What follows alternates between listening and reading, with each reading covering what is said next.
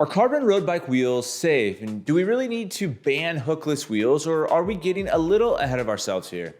As someone who's ridden tens of thousands of miles on hookless wheels, I thought I'd share my thoughts on the matter before we all list our hookless wheels on Facebook Marketplace. Plus, is the wheelset really to blame? Could the smoking gun be elsewhere? As always, this isn't a sponsored video. No one's paying me to make this video, and I'm not the spokesperson for hookless or hooked wheels.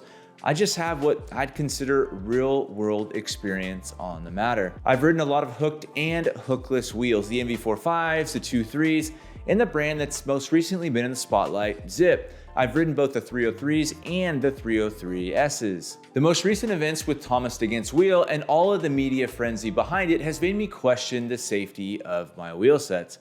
I had the thought, should I go back to riding only hooked wheels? After all, I've never had a single problem with my hooked wheel sets. The more I thought about it, the more I realized I've also never had a single issue with my hookless wheels. But maybe that's just me, so I thought I'd get a larger sample size. I reached out to a few friends who ride hookless wheels and I asked them, what issues have you had with your hookless wheels? How many tires have you had blow off the bead? The answer, zero. Zero issues over a combined distance of over 150,000 miles. Some friends having ridden hookless for more than 5 years. Again, without issue. Look, in many ways, I've been critical of hookless wheels. Until recently, I was annoyed that I couldn't use my favorite tires. And I think we'd all agree that mounting a hookless tire takes more work than a traditional hooked wheel. Those have always been my complaints. In the case of Thomas Against Wheel, it's a rare incident, and I don't think we'll ever get a straight answer. I mean, no one even saw it happen. It's the classic meme of everyone pointing their fingers and placing blame on the other person, or just throwing their hands in the air and saying, nope, not our fault. So who takes the blame? Well, as of today, it sounds like a large rock is to blame.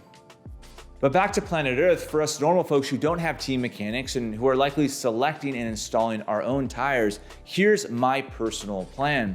I'm going to continue to ride my hookless wheels in the same way that I have for the last few years. In accordance with the new ETRTO standards, I'm not riding any tire below 30 millimeter on a 25 millimeter internal width wheel. The recommendation is 29 millimeters, but I'll ride 30 millimeters on the 4.5s. I'll continue to ride my tires at 55 PSI for 30 millimeter and 50-ish for 32 millimeter. That's far below the max stated tire pressure. I mean, it's pretty straightforward. I'm just sticking to the manufacturer's suggested tire choices, tire pressure, and tire widths for my wheels. Simple as that. You know, in hindsight, the only issue I've ever personally witnessed with a hookless wheel was when a friend of mine was riding the old Continental GP5000 TL tires, which are a non-hookless compatible tire, on a set of the original Enve 4.5 ARs. And he was riding them at 90 PSI.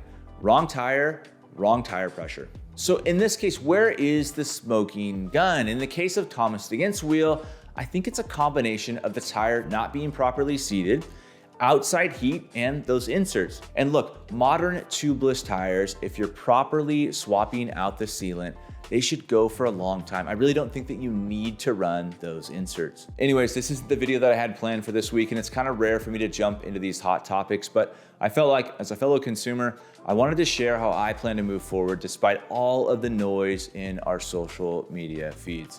But if you agree or disagree, do me a favor, drop me a comment below. Until next time.